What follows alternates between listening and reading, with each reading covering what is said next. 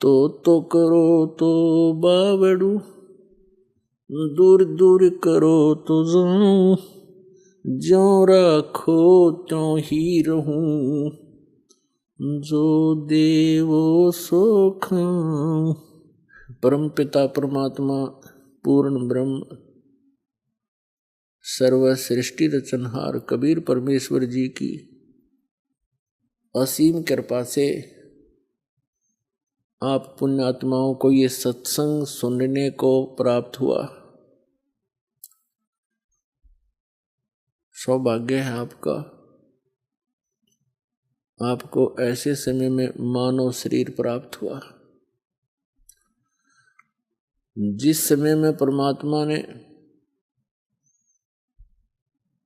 ये मोक्ष मार्ग, यथार्थ भक्ति मार्ग, सत्य साधना, सत्य ज्ञान अब सार्वजनिक करने का आदेश दे रखा था।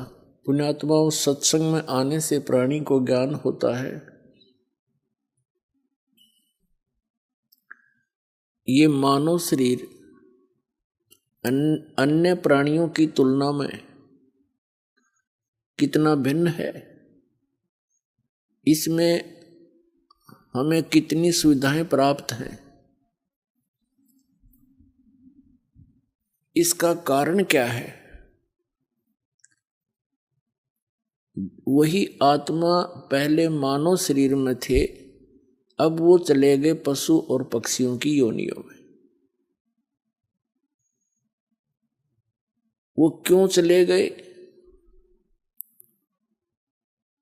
और क्या हम नहीं चले जाएंगे? तो यदि हम भी उन योनियों को प्राप्त करेंगे तो कितना कष्ट आप जी को होगा। अब तो आप मानव शरीर प्राप्त हैं, सब सुविधाएं उपलब्ध हैं, जिस कारण से आपके कभी भी मन में ये बात नहीं आती कि जो प्राणी कुत्ते और गधे, बैल, भैंस, कीड़े मकोड़ों की योनियों में कष्ट उठा रहे हैं, ये क्यों इतना दुखी है? हमने एक साधारण सी सामान्य सी सोच बना रखी है कि ये तो कुत्ते गधे सूअर ऐसे ही दुख पाया ही करते हैं, और हम आगे चल पड़ते हैं, अपने विचारधारा को कहीं और ही सेट कर लेते हैं। ये सब अभाव किस कारण से है? ये सब सोच, ये हम इधर ध्यान नहीं देते। इसका कारण क्या है? इसका कारण है कि हमें सत्संग नहीं मिला, और सत्संग मिलता है सतगुरु से, और सतगुरु का अभाव हमारे लिए बहुत बड़ा हानिकारक रहा है अभी तक। जब तक आप जी को सत्संग प्राप्त नहीं होगा, आपकी धारणा एक जन साधारण की तरह उन प्रतिदिन के कार्यों में ही बनी रहेगी, आपकी आस्था उन्हीं में बनी रहेगी। जैसा कि हमें तत्व ज्ञान होने से पूर्व हमारा जो दिनचर्या थी, जो हमारा उद्देश्य था, टारगेट था, वो क्या था?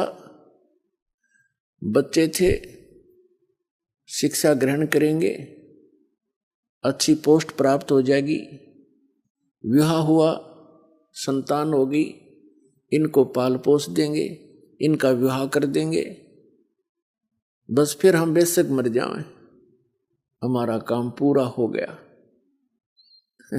इतना ज्ञान था हमें।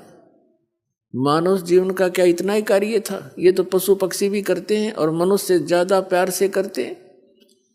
एक बंदरिया अपने बच्चे को सीने से लगाए फिरती है, उछल कूद मचाती रहती है। एक चिड़िया अपने बच्चे के, एक पक्षी अपने बच्चों को आहार खिलाता है, पहले जंगल से अपने मुख में भर के लाता है उनके लिए, और अपने मुख से निकाल कर उनको देता है। इतनी ममता उनके अंदर भी है। और यही कर्म अगर मनुष्य का था तो फिर क्या फायदा है मनुष्य जीवन को इतनी सुविधा देने का। इसका मूल उद्देश्य कुछ और है जो आपको सत्संग से पता चलेगा, और हमें भी फिर सत्संग से पता चला। जो भक्त आत्माएं अन्य संतों के पास जाते हैं वो भी सोचते हैं कि हम सत्संग सुन रहे, ये उनकी बहुत बड़ी भूल है, उनके पास सत्संग नहीं है। दास ये कहे कि इस ब्रह्मांड में 21 ब्रह्मांड में इस दास के अतिरिक्त वर्तमान में किसी के पास सत्संग नहीं है, तो ये बात भले ही भगत समाज को खटके एक बार, लेकिन ये सत्य से परिपूर्ण है।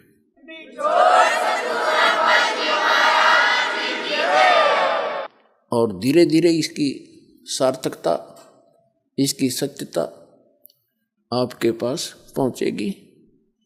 फिर आप इस दास के इन वचनों को सुनकर आंखों से आंसू बहाया करोगे कि सचमुच वो ज्ञान था, उनको क्या कहेगा पता नहीं, लाखों लोगों को भ्रमित किए बैठे हैं वो लोग। अब सत्संग है या असत्संग है, इसका ज्ञान कहाँ से होगा? उसके लिए परमात्मा ने स्वयं आकर के ज्ञान दिया है, कबीर भगवान ने, कबीर परमेश्वर जी ने। उस समय वो परमात्मा स्वयं सतगुरु रूप में आए थे, लेकिन वो परमात्मा भी थे। वो आते ही इस लोक में इस उद्देश्य से हैं कि मैं अपने बच्चों को, अपनी आत्माओं को अपनी जानकारी स्वयं बताऊं, सत्य सत्य बताऊं, सच्ची साधना इनको बताऊं, और ये इस साधना इस विधि से करके, इस प्रकार मर्यादा में रह करके ये यहाँ काल के जाल से निकलकर सतलोक आ जावे। प्रत्येक युग में कबीर परमात्मा आते हैं और यही यथार्थ ज्ञान जो दास आपको सुना रहा है, ये उसी परमेश्वर कबीर जी का दिया हुआ है। और दास ने उन्हीं की कृपा से, कबीर परमेश्वर जी की रजा से, गुरुदेव की दया से इस ज्ञान को यथावत समझा है और वो आपको सुनाया है। यही ज्ञान परमात्मा चारों युगों में आते हैं, हमें सुनाने की चेष्टा करते हैं, लेकिन उस समय हम उस परमेश्वर पर विश्वास नहीं करते, क्योंकि सतयुग त्रेता द्वापर में हम दुखी नहीं होते, मानव दुखी नहीं होता, उसमें विशेष सुविधाएं रहती हैं। सतयुग में तो बहुत ही पुण्यकर्मी प्राणियों का जन्म होता है, वो पूर्व जन्म की भक्ति युक्त होते हैं, वो जो भी साधना गलत सलत जैसी भी करते रहते हैं, वो ये सोचते रहते हैं कि ये साधना हम कर रहे हैं, इनसे ही हमें ये सुविधाएं और सुख प्राप्त है। उसका कारण भी सत्संग का अभाव है। वो भूल जाते हैं कि प्रारब्ध में जो लिखा हुआ है आप जी को, केवल वही प्राप्त हो रहा है। वर्तमान की साधनाओं से आपको आगे मिलेगा जो तुम कर रहे हो। तो इस कारण से वे परमात्मा के उस यथार्थ ज्ञान को स्वीकार नहीं करते, क्योंकि वो दुखी नहीं।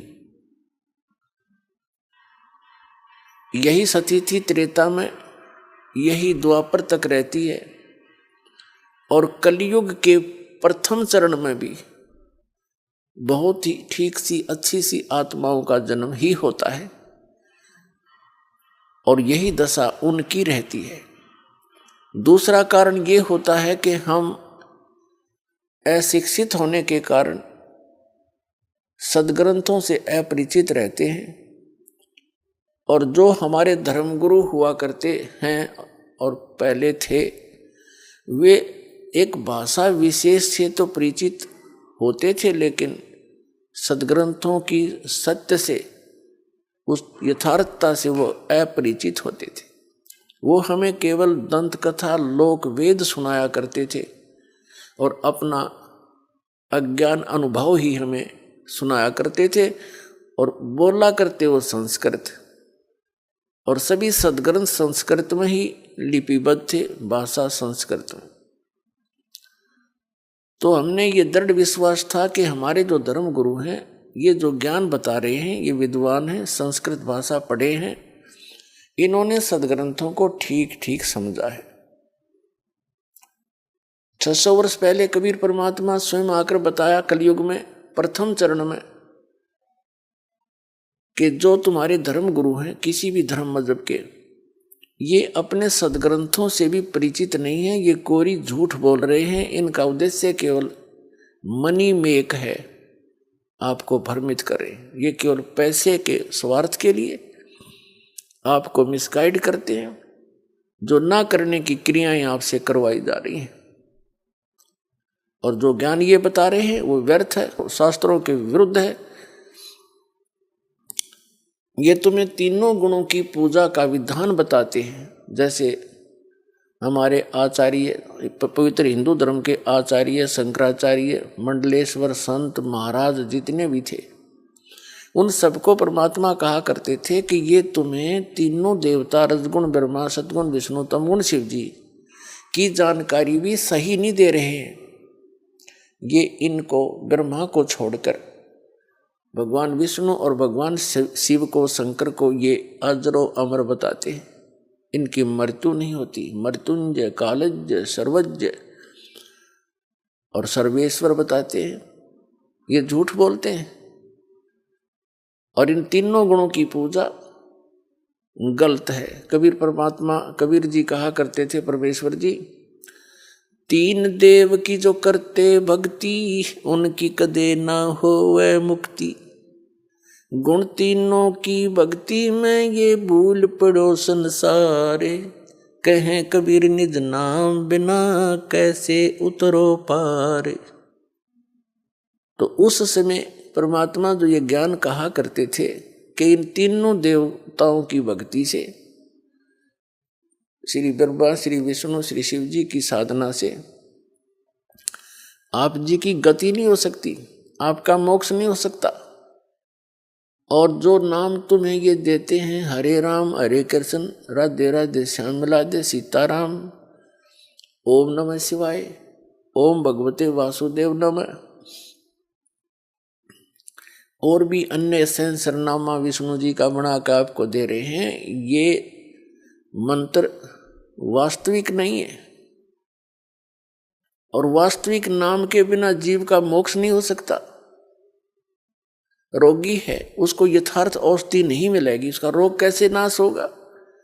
और उसको कोई ऐसे भांग खिलावा है और कहता है मैं तेरा रोग नाश की दवाई दे रहा हूं, तो वैद्य की औषधि को वैद्य ही बताता है।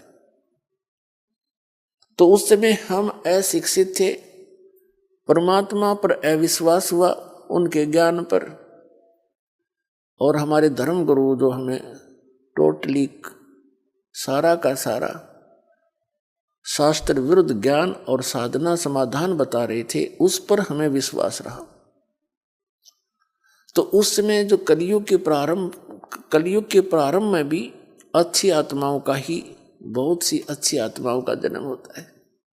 आप जो हमारी उम्र के हैं इनको पता है, आज से 50 वर्ष पहले जब हम कुछ जानने योग्य हुए थे छोटी आयु में, उस समय के लोगों के विचार, उनके अंदर कितनी सहनशीलता, आपस में प्यार भाव, और वो तकरीबन सभी ठीक रहते थे, स्वस्थ भी रहते थे, उनके परिवार भी स्वस्थ रहते थे, कोई विशेष आपत्ति नहीं आती थी एक आध परिवार को छोड़कर। तो वो अच्छी आत्माएं थी, उनके पिछले जन्म के संस्कार ही उनको प्राप्त थे, और वो बिल्कुल भक्ति भी नहीं करते थे, क्योंकि दास का जन्म जिस वर्ण में हुआ है इसकी शान जाट वर्ण में, तो वो भक्ति नहीं करते थे। विशेषकर जो दास का जन्म सोनीपत डिस्ट्रिक्ट हरियाणा में हुआ, तो वहाँ से खूब परिचित है उन व्यक्तियों से। अच्छी आत्माएं थी, कर्मठ थे, उनका विधान केवल इतना ही था, अपना कर ले और खा ले कर दे दे। इसमें वो दृढ़ थे, लेकिन भक्ति के आसपास नहीं थे। और फिर भी सबको सारी सुविधाएं थी, बच्चे भी ठीक थे, उनके आगे संतानें भी थी एक आधे को छोड़कर, और वो बिल्कुल भक्ति नहीं करते थे। सारा दिन होका पाड़े, ताश खेल, या कि मैं और बात बतलावे। राम नाम तो उनका मुंह पकड़े, दास ने सुना नहीं। रिश्तेदारियों तक का भी खूब ज्ञान है मुझे, और घर का भी, अपने परिवार का और अपने गांव का। के हो गया को सारे गांव में 10-20 व्यक्ति कोई धार्मिक से, वो अलग बात है। वो भक्ति करते हों, वो भी जैसे लोक वेद की। तो कहने का भाव यह है कि वो अच्छी आत्माएं थी,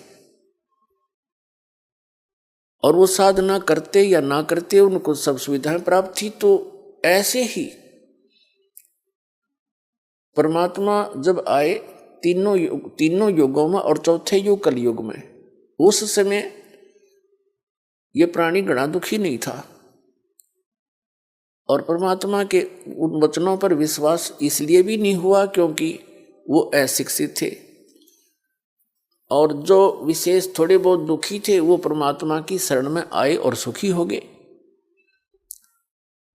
अन्य जो ठीक उनका सुविधा थी, वो परमात्मा की शरण में नहीं आए। केवल दुखी व्यक्ति ही कबीर परमात्मा की शरण में उस समय आए, और वो अशिक्षित होने के कारण भी परमात्मा को परमात्मा नहीं मान सके।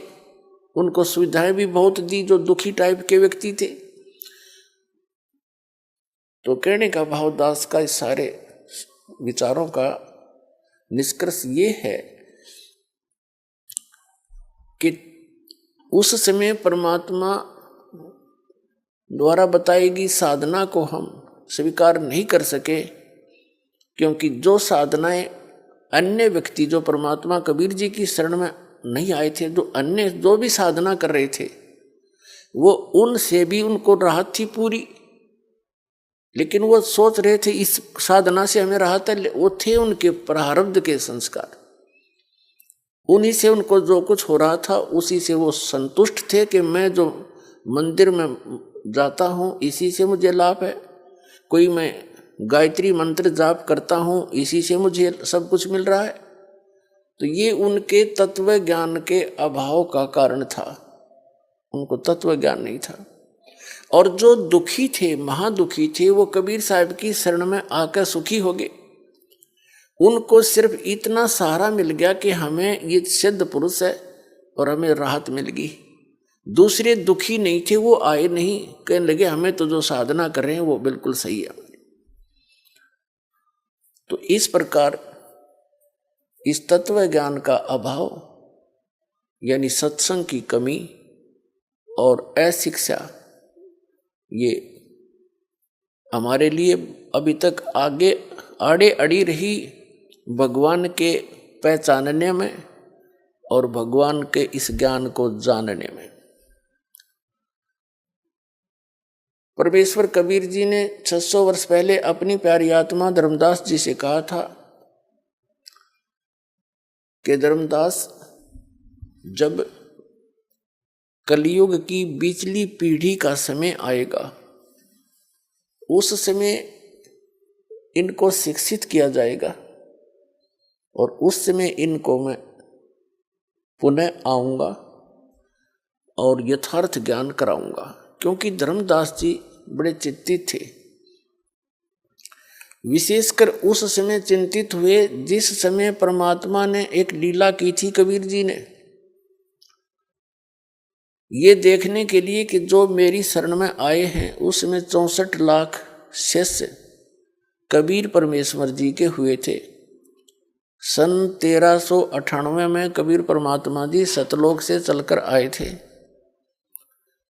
और काशी शहर लहर तारा तालाब के अंदर कमल के फूल पर एक शिशु रूप धारण करके वो प्रकट हुए थे। उनके कोई माता पिता नहीं। वहाँ से एक नीरू नीमा नाम के जुलाहा पति पत्नी थे, वो परमात्मा को, बालक को ले गए थे, वो निसंतान थे और उनके घर परमात्मा लीलामय तरीके से परवरिश को प्राप्त हुए, बड़े होकर दुल्हाई का कार्य करने लगे और साथ में जिस उद्देश्य को लेकर आए थे वो तत्व ज्ञान भी प्रचार करते थे, वो सतगुरु का रोल भी करते थे, जिस कारण से वो दुल्हा कहलाए। तो उस समय परमात्मा के शरण में जो भी आया, कुछ आशीर्वाद से, कुछ भगवान परमात्मा प्रथम मंत्र देते थे जो दास आपको देता है, इस 5 नाम का, बस इससे उनको बहुत लाभ हुआ। 64 लाख शेष बने थे केवल मालिक की इस चमत्कारी शक्ति को देखकर। फिर परमात्मा ने देखना चाहा था कि मैं देखूं ये मुझे एज ए गॉड ट्रीट करते हैं या एज एक संत, ये मुझे भगवान की तरह मानते हैं, मुझे ये भगवान स्वीकार किए हुए हैं या मुझे एक सिंपल संत मानते हैं। परमात्मा को तो मालूम था ये क्या मानते हैं, लेकिन दिखाना चाह रहे थे धर्मदास को और अन्य अपने निज भक्तों को। परमेश्वर कबीर जी ने एक लीला की थी। एक लड़की वैसा थी, गणका थी, उसने सत्संग सुना, उसको अपने कर्म से नफरत हुई, आत्मा जाग गई उसकी। परमात्मा कबीर जी के चरणों में आई, अपनी सारी कहानी बता दी और प्रार्थना की, मालिक क्या मेरा भी, मेरे जैसी दुष्टा का भी उद्धार हो सकता है? कबीर परमात्मा ने कहा, बेटा आत्मा तो लाल है, ये कीचड़ में गिर जाती है तो जौहरी उसको साफ करके वैसा ही बना लेता है, कीमत में कोई अंतर नहीं होता। आगे गलती ना करना, पीछे जो बनी सो बनी, ये सफाई हो जाएगी। उस बेटी के यह बात समझ में आ गई। उसी दिन से अपना वो दुष्कर्म त्यागा और परमेश्वर कबीर जी की शरण में शिष्या बनकर अधिक से अधिक सत्संग श्रवण करने के लिए आने लगी। अब जब सत्संग के अंदर वो गणिका सुप्रसिद्ध काशी की वैश्या थी, सबको पता था, परमात्मा के सत्संग में आने लगी, कबीर जी के सत्संग में, तो उनके शिष्य ही उस लड़की को भला बुरा कहने लगे, तू यहां मत आया कर, बदनाम करवाएगी हैं। और तो उस लड़की ने परमात्मा जी से, गुरुदेव से कहा, गुरुदेव, वो सारी कहानी बताई कि कुछ भक्त, कुछ माई मुझे हे दृष्टि से देखते हैं और मुझे यहाँ आने के लिए मना करते हैं। तो परमात्मा ने सत्संग के माध्यम से सभी को बहुत कुछ संकेत दिए,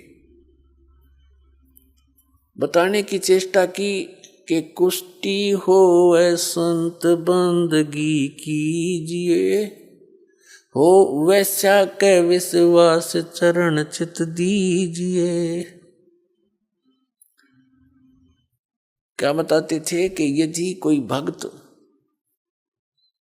कोढ़ी भी है, उसका चाम भी चू रहा है और उसने दीक्षा ले रखी है, उससे नफरत ना करना, उससे भी सत्साय बोलना, प्यार से डील करना उसको, क्योंकि वो भक्त है, परमात्मा की आत्मा है और धीरे धीरे वो कल्याण हो जाएगा उसका। ऐसे ही बताते हैं, हो वैसा के विश्वास चरण चित दीजिए। यदि कोई गणका भी हो और वो भगवान पर विश्वास रखती है, उसको भी एक भक्त, भगतमती बहन रूप में ट्रीट करना, अपनी आत्मा में दोष देना देखना उसके प्रति, क्योंकि वो भगवान की बच्ची है। धीरे धीरे बुराई छूटेगी, क्योंकि जब तक मैला कपड़ा साबुन और जल के संपर्क में आवेगा नहीं तो निर्मल कैसे होगा। तो ये सत्संग एक जल और साबुन दोनों का काम करता है। यहाँ आएंगे, कोई शराब पीता है, कोई सिगरेट पीता है, कोई मांस खाता है, कोई रिश्वत लेता है, कोई चोरी करता है, कोई दुराचार करता है। यहाँ आएंगे, उनको पता चलेगा, उनकी आत्मा साफ होगी तो तभी बुराई छूटेंगी। चाहे कोई डाके मारता है, चोर है, जब उसको पता चलेगा तू ऐसा जुल्म कर रहा है, इसको कहाँ भरेगा, कीड़े पड़ेंगे कुत्ता बनकर सिर में, खाज लगेगी, माया यहीं रह जाएगी, तू लूट लूट कर जा रहा है, ले जा रहा है, या कोई भी बुराई कर रहा है, उसका कितना भयंकर परिणाम तुझे भोगना पड़ेगा। तो अज्ञानता से गलतियां बड़े बड़े महापुरुषों से भी होगी, और अच्छी आत्माएं तुरंत त्याग देती हैं, सतर्क हो जाती हैं, आगे फूक फूक कर कदम रखती हैं। तो ज्ञान सत्संग से ही होता है। कोई भी यहाँ आओ, सत्संग एक ओपन सथल होता है, सबके लिए अलाउड है,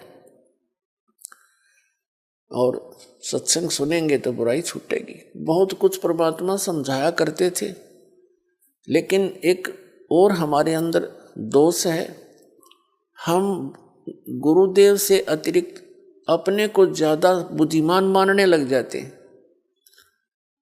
और जब सुख हो जाता है, क्योंकि ये तो एक सुख का सागर है कबीर परमात्मा, इनकी शरण में आने से जीव को सुख तो होगा ही होगा। जैसे एसी रूम है, एयर कंडीशनर, और उसके अंदर कोई आता है गर्मी में, उसमें तो आती इसको राहत मिलेगी मिलेगी, वो वातावरण ऐसा है। तो सुख होते ही हमारे अंदर एक दोष है, हम भगवान से ही दूर होना प्रारंभ कर देते हैं। तो कबीर साहब कहते हैं वो दुख भी वो सुख भी आपके लिए आपके लिए जो है ना, एक बहुत बुरा सिद्ध हो गया, अभिशाप बन गया आपके लिए। तो यही कारण रहा कि वो लोग परमात्मा के सुने हुए वचनों पर अमल कम करने लगे, और अपने मते से अधिक व्यवस्था करने लगे सत्संग के अंदर। और ये सबसे बड़ी मार खाता प्राणी, अपना अपना मता नहीं चल सकता, या तो जो सतगुरु का आदेश हो उसी को सिरोधार्य रखे। यदि हम इसे बुद्धिमान होते तो पहले यहाँ इसी ज्ञान को ग्रहण किए होते, हम पहले बुराइयां छोड़ चुके होते। ऐसा निर्मल ज्ञान जो परमात्मा कबीर जी ने दिया, ये हमें पहले ही प्राप्त होता। अब दो बात सीख ली विद्वान पाक के, और अपनी हिम्मती से फिर आप चलोगे, ये यहाँ ऐसा ठीक नहीं, यहाँ ऐसा होना चाहिए, खाक होना चाहिए। जो व्यवस्था सतगुरुदेव कराते हैं वो सिरोधार्य होनी चाहिए भगत के लिए, और जो आदेश थे वो सिरोधार्य होना चाहिए। भक्त भक्त ही होता है। तो नहीं, उनके गले उतरी नहीं यह बात। परमात्मा समझ गए कि ये अब भक्तिहीन हो गए हैं, क्योंकि गुरु जी के वचन की अवहेलना करने से नाम खंडित हो जाता है। इन सभी समीकरणों को देखकर परमात्मा ने एक दिन सोचा कि ला इनकी अच्छी तरह फड़क निकाल दूं, क्योंकि जो आत्मा कोई जैसे कोई बुराई घनी कर रखी हो तो उसने अपने पाप दिखाई देते हैं। वो ज़्यादा से ज़्यादा सत्संग अटेंड करता है, ज़्यादा से ज़्यादा सेवा करने की चेष्टा करता है, और जैसा उसका सामर्थ्य है वो दान धर्म भी खूब करने की चेष्टा करता है। तो बहन जो गणिका थी वैसा थी, वो परमात्मा के अति निकट आकर के सत्संग सुनती थी, मुँह की तरफ देखती रहती थी भगवान के वचनों को, क्योंकि उसने तो ज्ञान कदे सुना नहीं था। उसकी तो आत्मा प्यासी थी, 50 साल की उम्र होली थी उसकी, सारे बुराई करते करते। तो उसके कारण वो सभी जो मूर्ख टाइप के व्यक्ति थे संगत में, उन्होंने औरों को भी भ्रमित कर दिया कि ये लड़की यहाँ ठीक नहीं है, गुरुजी बदनाम हो जाएंगे, ये हो जाएगा। तो परमेश्वर कबीर जी ने सोचा लाइन की फड़क निकाल दूं। यदि मुझे ये अपने ही जैसा मान रहे हैं तो फिर इनको मेरे साथ रहने की आवश्यकता ही नहीं है। एक दिन कबीर परमेश्वर जी ने अपने प्यारे भक्त आदरणीय रविदास जी से कहा कि आप एक हाथी किराए पर ले आओ। रविदास जी ने आज्ञा का पालन किया, हाथी किराए पर ले आए, जो सधे हुए हाथी होते हैं। और उस लड़की से कहा, गणका से वैश्या से, बेटी तू कल अपना सारा सुंदर कपड़े पहनना, सब आभूषण लगा करके और मेरे पास आना। जो आज्ञा गुरुदेव की। लड़की अगले दिन कबीर साहब की कुटिया में पहुंच गई। रविदास हाथी लेकर आ गया, लड़की को हाथी पर बैठाया। रविदास जी से कहा कि आप पहलवान बन जाइए, हाथी ड्राइव करना। और लड़की को रविदास के पीछे अपने दोनों के बीच में बैठा लिया और एक बोतल में, सफेद शीशी में बोतल में गंगा जल भर लिया, जैसा अन्य व्यक्तियों को ऐसा लगे कि ये शराब ले रखी है। और उस लड़की गणका के कंधे पर हाथ रख लिया, हाथी पर बैठ के कबीर भगवान ने, और उस गंगा जल को ऐसे पी रहे हैं और ऐसे मस्ती में बैठे, ऐसे जूझ रहे हैं जैसे एक शराबी गतिविधि करता है, ऐसे करने लगे। और रविदास जी से कहा कि मेन बाजार है जो काशी का, उसके बीचों बीच निकाल दे हमारी सवारी ने। अब रविदास जी ने उस मेन बाजार में से निकाल दिया। अब जो भी देखे रहे सरेआम वैश्यावर्ती, देखो बहन बेटियों का बाहर निकलना दुब्बर हो गया, बाप बेटा क्या देखेंगे, ये कौन है, सब बताओ, ये तो कबीर है दुल्हा। और सभी कहते थे हम तो पहले कहा करते थे, हमें पता था कि वहाँ क्या होता है, वहाँ वैश्या भी सुप्रसिद्ध जाया करती थी। आज देख लो सरेआम होगी या साची, जो चर्चा जनता में चला है वह झूठी नहीं होती। ले भाई, तो उनके कबीर साहब के जो शिष्य थे उनको बुला ले आवे वो दूसरे, कि देखो तुम भगवान बताया करते जिसको, ये देखो तेरे भगवान के कर्म, सरेआम शराब पी रहा है, नशे में, इसको पता नहीं तू कहाँ घूम रहा है।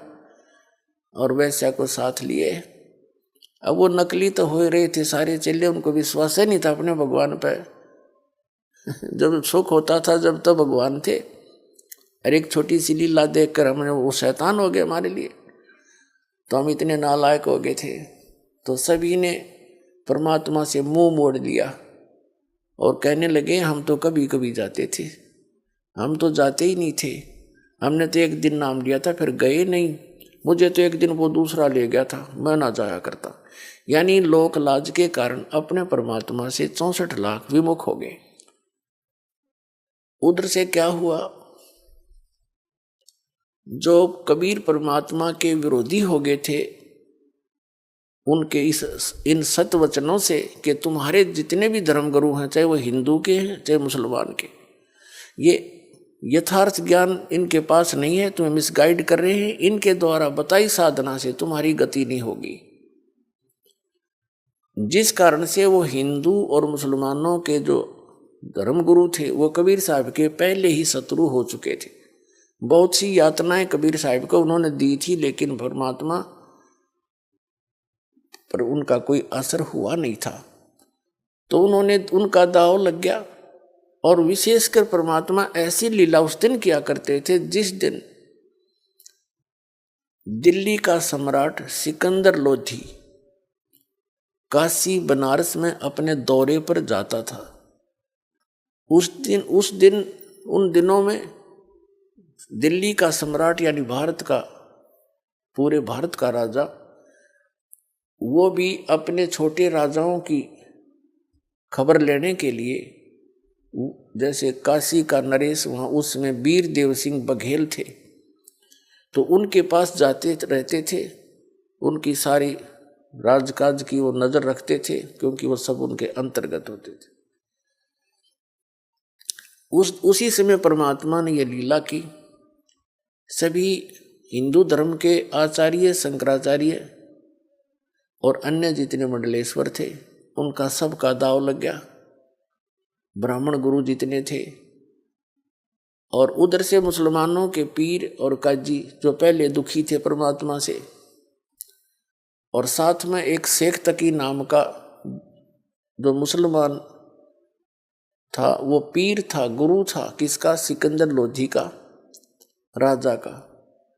और उसके पूरे भारत के जितने भी मुसलमान धर्म के अनुयायी थे उस शेख तकी के संकेत से सब काम करते थे, वो इतना उसको मानते थे। और वो सिकंदर लोधी के साथ ही जाता था, वो भी पहुंचा हुआ था।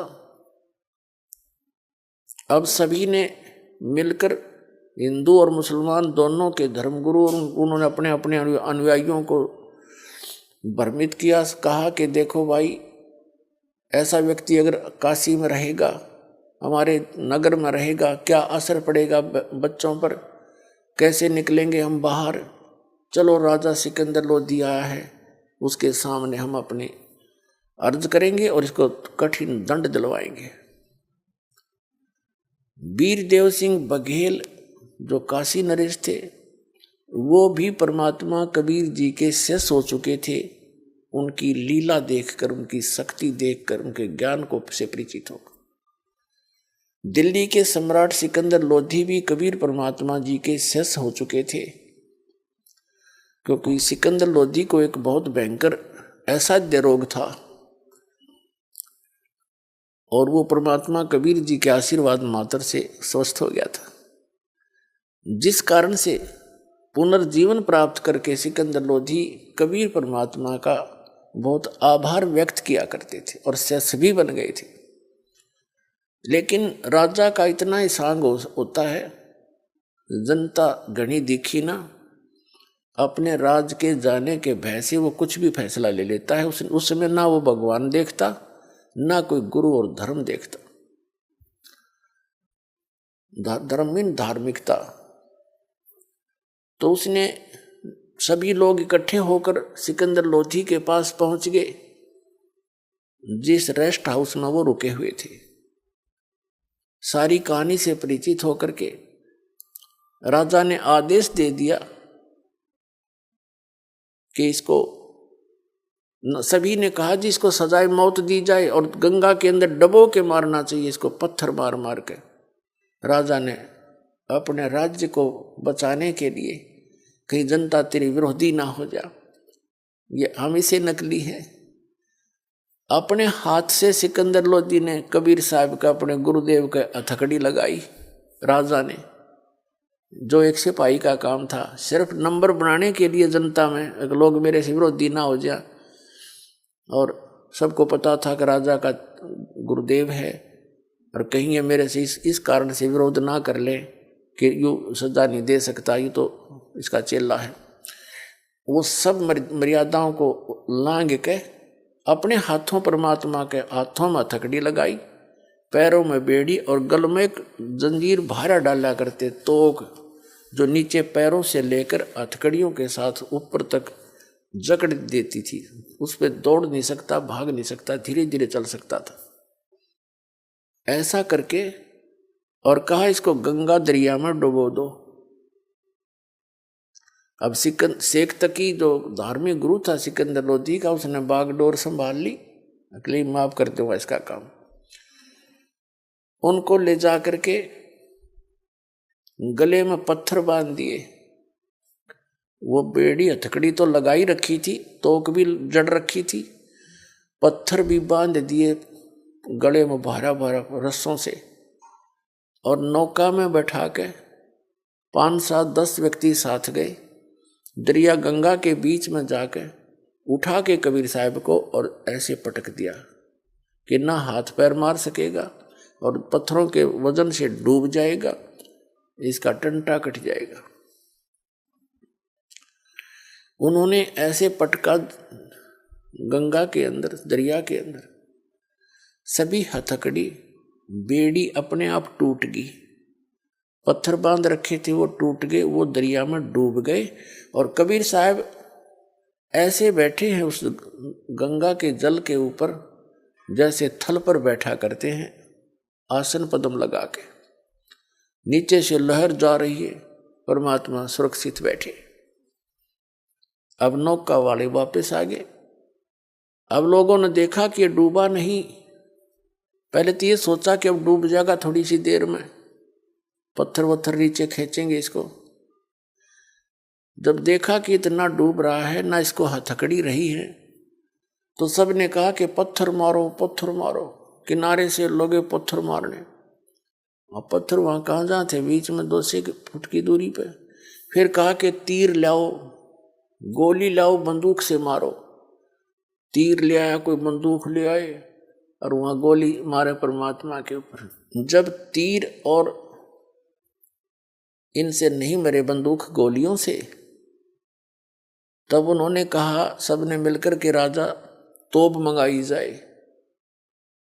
अब तोप यंत्र लाके खड़ा कर दिया, उसमें गोले डालने कबीर साहब के ऊपर दाग गए। वो गोला या तो वहीं गिर जाए फंस, या कबीर साहब से 100 200 300 फुट दूर जाके गंगा में गिरे, क्योंकि वहां बहुत चौड़ाई है गंगा दरिया की जहां पर वो ये क्रिया कर रहे थे।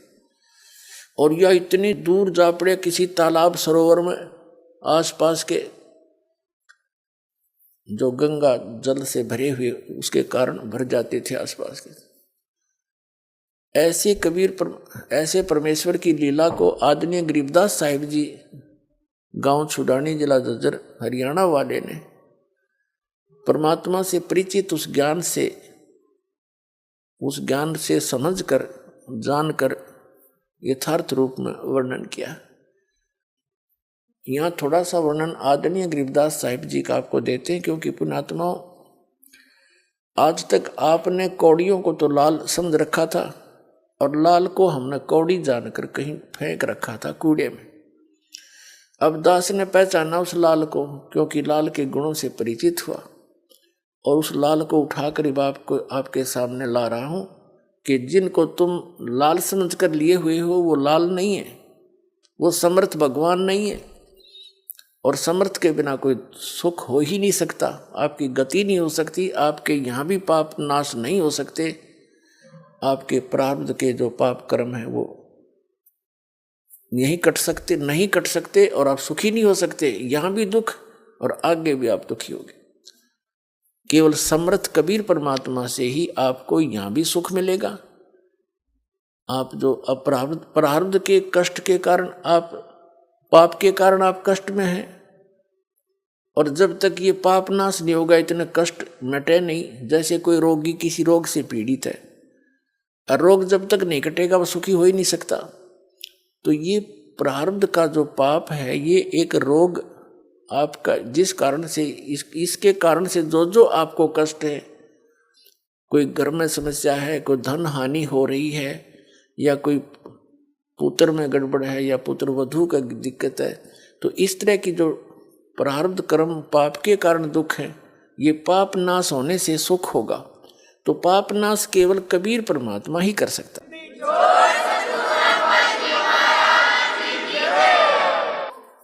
तो यहाँ इसलिए आपको उस लाल की महिमा, लाल को लाल सिद्ध करने के लिए आपको भी वो उनके लक्षण बताए जा रहे हैं कि सचमुच लाल ऐसा ही होता है, और किस किस ने इस लाल को पहचाना था, उन्होंने यही लक्षण बताए जो दास बता रहा है।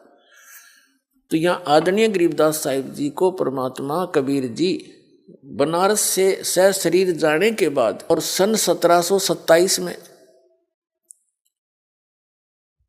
यानी लगभग 200 वर्ष के बाद, 209 वर्ष के पश्चात, परमात्मा सतलोक से चलकर आए अपने निज स्थान से।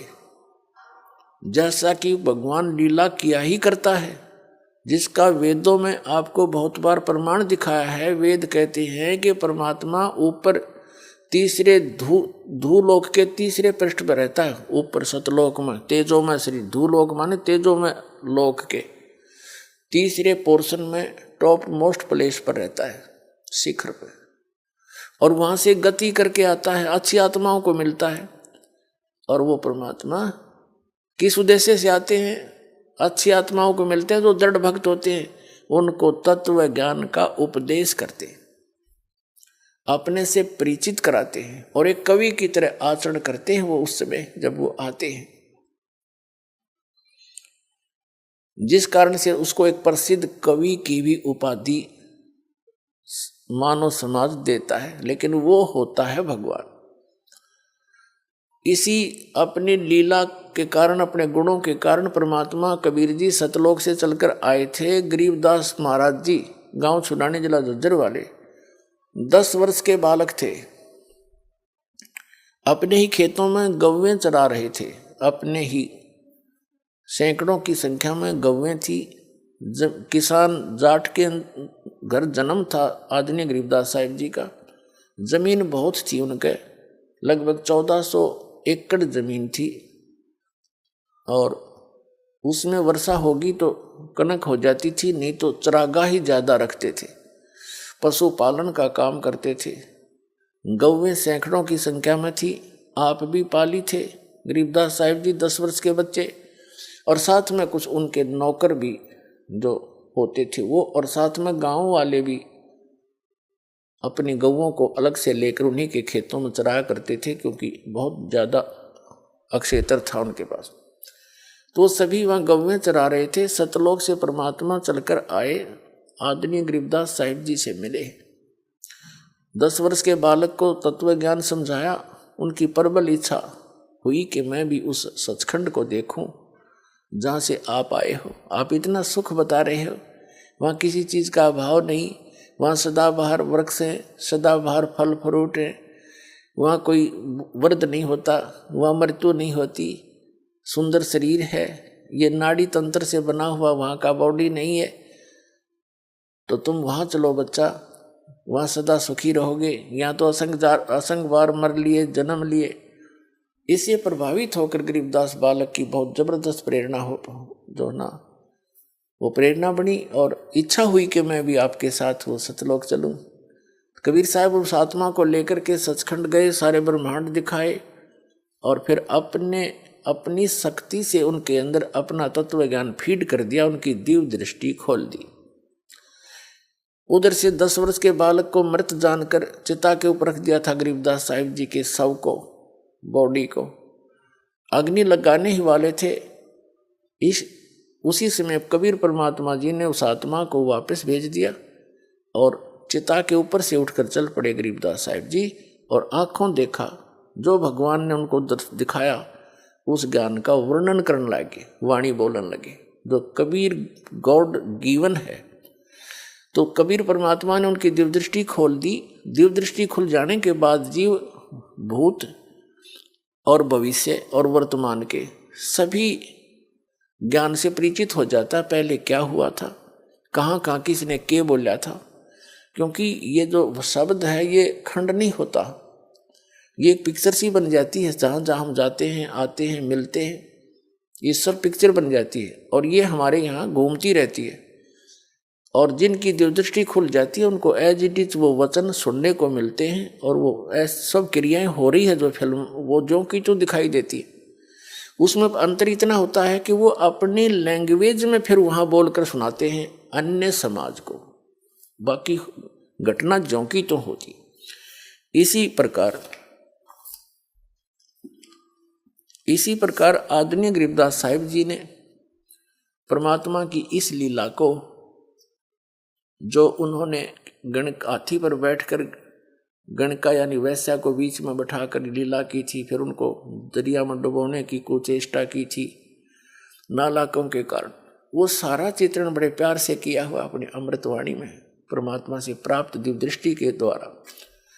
पुण्यात्माओं, जैसे लाखों वर्षों पहले श्री रामचंद्र जी ने जो लीला की थी, जिसको रामायण कहते हैं, उस रामायण का वो सारी घटनाओं का ज्यों का तो चित्रण श्री तुलसीदास जी ने अपने वचनों में अपने हिसाब से अपनी वाणी में किया था। तो वो सबको मान्य है कि जो तुलसीदास जी ने लाखों वर्ष के बाद उस समय चल रही चलचित्र की तरह वो सारी घटनाओं को देखकर और लिखा था और सत्य माना जा रहा है। इसी प्रकार अपनी दिव्य दृष्टि की रेंज होती है। जैसे एक सूक्ष्मदर्शी होती है, एक दूरदर्शी होती है, तो दूरदर्शी का भी, दूरबीन का भी अपना अपनी रेंज होता है, क्षमा होती है। कोई तो 1 किलोमीटर तक दिखा सकती है, कोई 100 फुट तक ही दिखा सकती है, देख सकती है, और कोई ऊपर के ग्रहों तक भी देख लेते हैं यहाँ से बैठे, उनकी इतनी अक्षमता होती है। इसी प्रकार कबीर परमात्मा द्वारा प्राप्त उस दिव्य दृष्टि की रेंज गरीबदास जी को जो मिली थी वो सबसे ज़्यादा थी। अरबों खरबों वर्षों पहले के ज्ञान, सतलोक से क्या हुआ, कब हुआ, कैसे हुआ और भविष्य में क्या होगा, वो सारा आदरणीय गरीबदास साहिब जी ने अपनी अमृतवाणी में तुलसीदास जी की तरह लिखा, जो हमें मान्य है और होना चाहिए। वो सुना। अब क्या बताते हैं, फिर गणका के संग चले सीसी बरी शराब, गरीबदास उस पूरी में जुल्हा भया खराब। कि उस नगरी में, उस काशी नगरी में कबीर परमात्मा उन लोगों की दृष्टि में एक बेहुदा व्यक्ति लगने लगा। जुल्हा यानी वो कबीर धानक परमात्मा हुआ खराब, यानी सबकी दृष्टि में वो गलत सा लगने लगा। क्योंकि फिर गणका को संग लिया सीसी बरी शराब, वैसा को साथ लिया और लोगों की दृष्टि में वह सीसी शराब की थी, लेकिन वो गंगा जल था। गरीबदास उस पूरी में जुल्हा भया खराब, तारी बाजी पूरी में ये भिष्ट जुलदी नीच। गरीबदास गणकास जी ही दो संतों के बीच,